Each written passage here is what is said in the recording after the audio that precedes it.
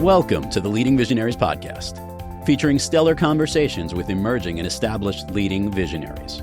Thanks for joining us today as we celebrate and spotlight the leading visionaries who are thinking differently, seeing new possibilities, have the courage to dream big, take inspired action, and create conscious change all around the world.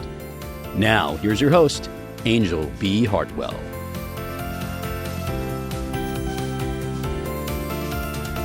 Well, hello and welcome back. It is Anjel B. Hartwell, and I am here for another Think About It Thursday Minisode for the Leading Visionaries podcast. So I want to start by celebrating and ringing my bell.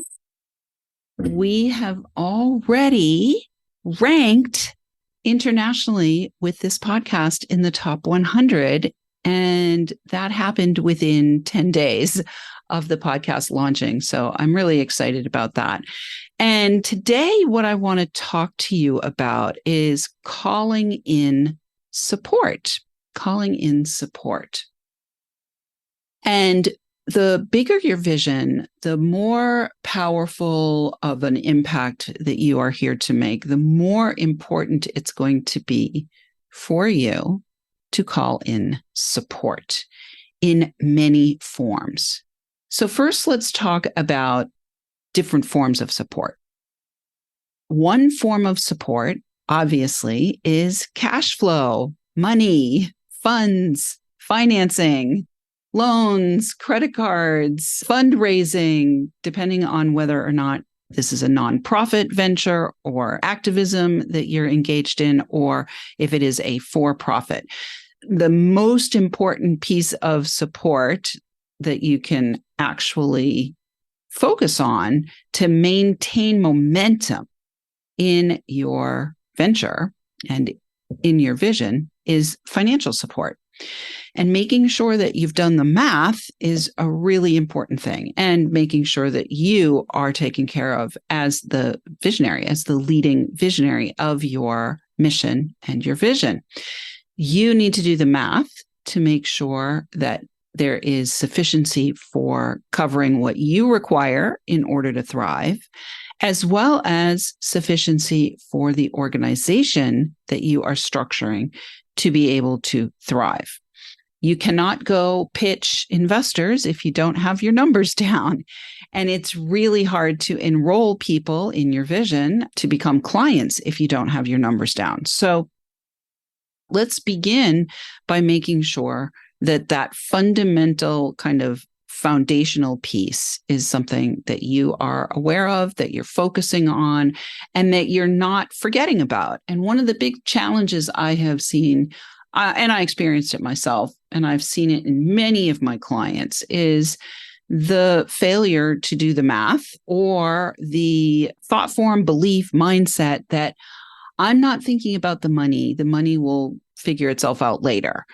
And that's not a really responsible or wise or sustainable mindset to have if you are really here to create something of lasting value and significant impact, especially on a worldwide level. Most of my clients are people who are here to do something that is going to have global impact. And so it requires a bit of sobriety. And it also requires math. If you are not capable, or you are choosing not to be the one who does the actual math, then another form of support that you're probably going to require is somebody on your team for whom math is magical and magnificent, whether that's a bookkeeper, a CFO, a fractional CFO, a CPA, an accountant. Somebody needs to be on your team. And at the very least, you need to do the math that will allow you to know what the number is to compensate them. Somebody needs to be on your team that's got the math handled if that's not your forte. Anything that's not your forte ultimately should be handled by somebody else anyway. And one of the very first places where you can look for leverage to free yourself up to focus on the vision is having somebody on your team who can handle the math part and that you can trust to bring you the numbers that are accurate and the measurements of your success. Another level of support after finances and that first team member, who at the very least you ought to have a bookkeeper, is additional team support around administrative things. As the visionary, you can get caught up in the weeds so easily by frittering away your time. We'll call it death by 1,000 paper cuts, right? Frittering away your time doing things that could easily be delegated, could easily be turned over to somebody for whom that activity is an expertise, an area of their expertise, and freeing yourself so that you can, again, focus on bringing the vision into fruition in its fullness and enrolling support. Now, as the leading visionary, I'm going to just say your job, your number one job is enrolling people in your vision. It really is. And that means you need to learn how to sell. You need to learn how to sell the vision. Even if you don't like selling, even if you don't like numbers, you are responsible as the leading visionary for enrolling support, enrolling supporters. And that means asking for money. That means being able to communicate the vision in a powerful way. That means to be able to compel, literally to compel, to activate, to inspire, to motivate people to step in and support you. One of the things that I've been engaged in myself in recent months is supporting a political campaign for somebody who's running for president. And one of the things that I noticed is that this person was not directly asking audience members after speaking for donations, directly asking. So we need to be sure as leading visionaries that we have unpacked and dismantled and dissolved and disintegrated all of the distortions that we might have around money, around asking for money, around calling that forth, enrolling people with our words, and bringing that money in to support the vision and to support our team and to support us as the visionary. And I approached this person after a recent talk that was given here in my state. We're first in the nation for primaries. And I approached the person directly and I said, you have got to ask for money. You've got to call these people to action, and it's got to come from you directly. You are the one who's running. You are the one who needs to ask these people directly.